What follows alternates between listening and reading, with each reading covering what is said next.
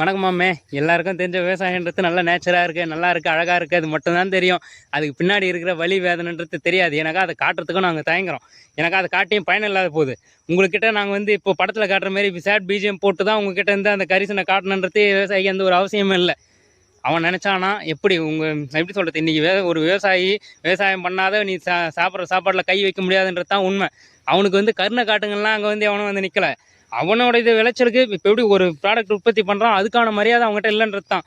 எவ்வளோ கஷ்டம் இல்லைன்றது ஒரு கைக்கு வந்து சேருது. நேற்று அறப்பறதான். இதுக்கு பின்னாடி இருக்கிற பெரிய ப்ராப்ளம் என்னென்னா, நெல் கூட்டம் ஃபஸ்ட்டு ஸ்டார்ட் பண்ணுற ஸ்டேஜ்லேருந்து விதை விட்டு விதை பிடுங்கிறதுக்கு ஆள் வராமல் இருந்து, அதையும் வர வச்சு அதுக்கப்புறம் நடுநறத்துக்கு ஆள் வராமல் இருந்து, எனக்கா 100 நாள் வேலையில் போயிட்டு அவங்க அதுலேருந்து காசு சம்பாரிச்சு இதுவே போதுன்ட்டு 1000 ரூபா கொடுக்குறதுலேருந்து இதுவே போதுன்ட்டு நடுநறத்துக்கு ஆள் வரதில்லை. அதையும் தாண்டி களப்பறிக்கிறதுக்கு போயிட்டு களப்பறிக்கிறதுக்கு ஆள் வராமல் இருந்து, அதுக்கு ஒரு மருந்து அடித்து அந்த மருந்து கைனி நாஸ்தியாகி போயிட்டு அதுலேயும் தாண்டி பயிராக வர வச்ச நேரத்தில் தண்ணி இல்லாத காஞ்சி போயிட்டு, அது எப்படின்னா கொண்டு வர நேரத்தில் மழை வந்துடும். அதுக்கப்புறம் அறப்பறக்கிற நேரத்தில் அறுவடை நேரத்தில் அதே மாதிரி தான் நேற்று வந்து பாட்டையாக போட்டு சைன் வண்டி வச்சு அதையும் தாண்டி நம்ம என்னென்னோ பண்ணி எடுத்து போயிட்டு நெல்லாக கொண்டு போய் சேர்க்குறப்ப அவங்க ஒரு விலையை வைப்பாங்க பேர்.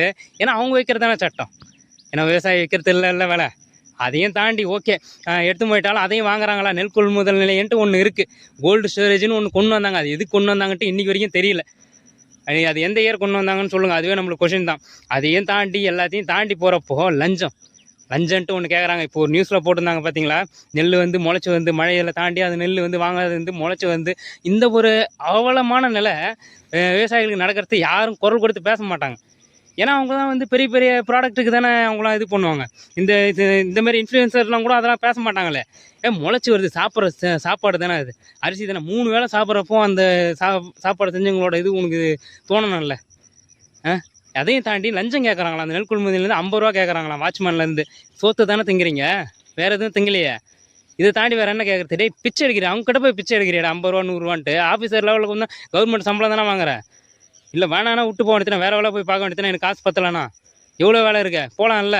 இவங்ககிட்ட வந்து பிச்சை எடுக்கத்தான் இது விவசாயம் வேணாம். அந்த சாபம் பொல்லாதது. அவங்க வந்து யாருக்கும் இப்போ பசின்னு வந்தவங்களுக்கு ஒரு கிராமத்தில் போய்ட்டு விவசாயம் பண்ணுறேன் பசின்ட்டு போய்ட்டு ஒருத்தன் போய் நின்ற முடியாது. அவ்வளோ இது பண்ணுவாங்க. அவங்க வயிற்றில் அடிக்கிறதுன்றது சாபம் சும்மா விடாது. ஏற்கனவே நிறைய பேர் அனுபவிச்சிருக்காங்க.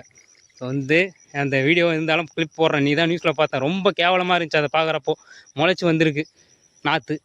இதெல்லாம் பெரிய கஷ்டத்தை தாண்டி தான் வாழ்ந்துட்டுருக்கோம். விவசாயன்றது சாதாரணமாக இல்லை. எடையை பார்க்குற இந்த ஒரு பிஜிஎம் போட்டு சும்மா அது இதுன்ட்டு பார்க்குற நேரத்தில் இறங்கிறது இல்லை. நம்மளோட தேவைக்கு நான் இதுக்கு தான் படிச்சுட்டு நல்ல வேலைக்கு போயிட்டு நம்மளோட தேவைக்கு நம்ம விவசாயம் பண்ணுறப்ப தான் நம்ம கொஞ்சம் நல்லா இருக்க முடியும். நம்ம எதுக்கு மற்றவங்க நல்லா இருக்குன்ட்டு பார்க்குறப்ப நம்மளுக்கு தான் நாஸ்தியாக போகிறோம். ஸோ நம்மளும் சுயநலமாக விவசாயமே சுயநலமாக வரப்போ தான் உங்களுக்கு அதோட அருமை தெரியும், ப்ராடக்ட் கிடைக்காதப்போ. ஓகே மாமே, பாய்.